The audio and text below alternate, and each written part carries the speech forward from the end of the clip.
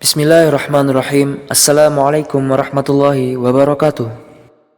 Nabi Zakaria alaihissalam telah mencapai usia tua dan istrinya pun mandul, tidak bisa melahirkan. Nabi Zakaria ialah pengemban risalah Nabi Musa dan ia takut syariatnya akan hilang setelah kepergiannya, dikarenakan kaum Yahudi telah membuat perkara baru dalam agama dan meninggalkan risalah tauhid dan telah tertipu dengan kenikmatan dunia sehingga mereka mengerjakan perkara yang Allah haramkan. Dari ini, Nabi Zakaria sangat khawatir untuk tidak terlambat mengajarkan risalahnya pada semua manusia. Setiap Nabi Zakaria masuk untuk menemui Maryam di mihrab, ia mendapati makanan di sisinya. Ketika itu, ia bertanya kepada Maryam, "Dari mana kamu memperoleh makanan ini?" Maryam pun menjawab, "Makanan itu dari sisi Allah." Maka Nabi Zakaria berkata pada dirinya, "Sesungguhnya yang memberikan makanan ini di selain tempatnya, pasti mampu untuk memberikan seorang anak." Maka ia berdoa kepada Allah supaya diberikan keturunan yang bisa menjaga agama dan syariatnya. Maka Allah mengkaruniakan seorang anak untuknya pada saat dia sudah memasuki usia yang renta.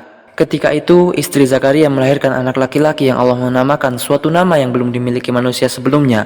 Allah Subhanahu wa taala berfirman di surat Maryam, "Ya Zakaria, inna nubashiruka bi ghulamin ismuhu Yahya lam naj'al lahu min qablu samiyya." Dan kemudian Allah memberikan kabar gembira dengan beberapa perkara. Yang pertama, bahwasanya Allah lah yang menamainya dengan nama Yahya, dan kemudian Allah menjadikan ia orang yang membenarkan kalimat yang datang dari Allah. Dan kemudian Allah memberikan kabar gembira bahwasanya Nabi Yahya merupakan seorang panutan, orang yang menahan hawa nafsunya, dan seorang nabi dari keturunan yang soleh.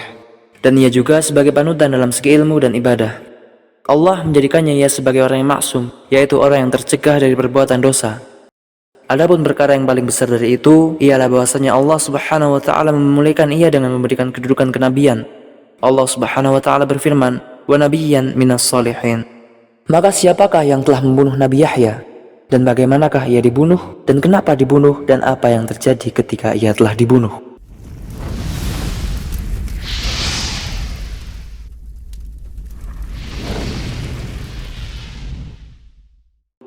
Nabi Allah Yahya alaihissalam dilahirkan sebelum dilahirkannya Nabi Isa alaihissalam dengan selisih 3 bulan, dan ada pula yang mengatakan 3 tahun.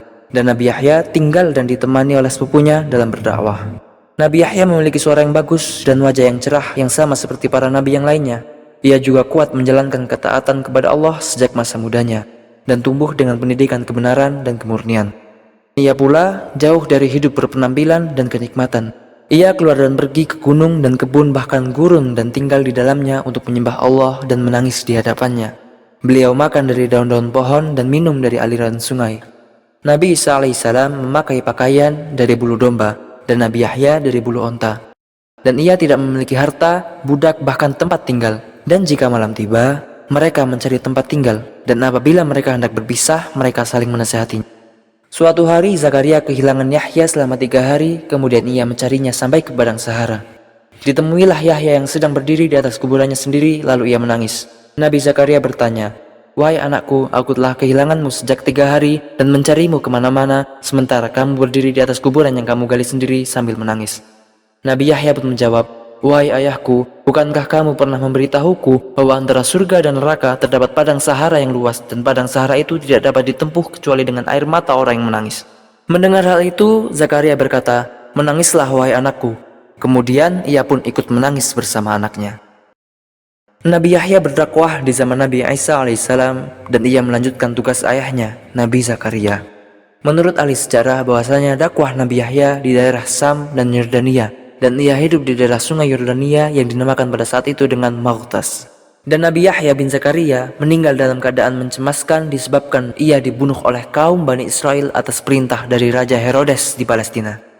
Dikatakan bahwa sebab kematian Nabi Yahya ialah ketika sang raja meminta pendapat untuk menikahi anak istrinya yang mempunyai kecantikan yang bernama Herodia. Ia sebagai anak tirinya sang raja, bukan anak kandungnya. Sang raja sangat menyukainya dan ingin menikahinya, yang dikarenakan istrinya sudah tidak cantik lagi. Maka istri berkata, "Nikahilah anakku ini." Maka sang raja bertanya kepada Nabi Yahya tentang hukum tersebut, namun Nabi Yahya memberitahukan bahwasanya hal itu haram di syariatnya.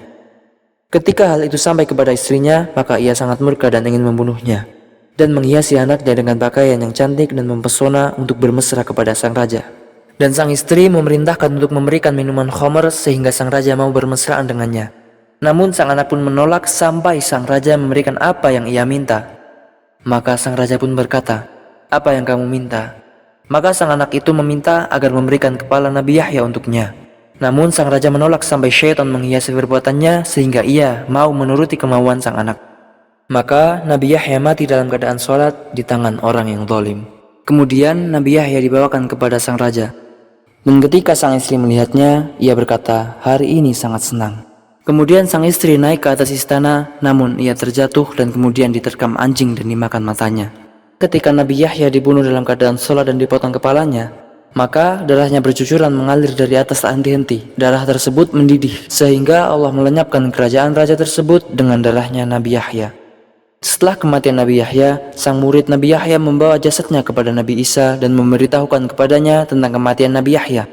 Maka Nabi Isa sangat sedih atas pembunuhannya. Adapun tentang pemakaman Nabi Yahya, banyak perbedaan pendapat. Ada yang mengatakan dimakamkan di Damaskus, di dalam Masjid Umayyah. Ada pula yang mengatakan bahwasanya Nabi Yahya dimakamkan di Halb dan Suaida, dan juga dikatakan bagian jasadnya dimakamkan di Beirut di Masjid Umayyah. Allahumma tsabbitna bil qawli tsabit fid dunya wal akhirah.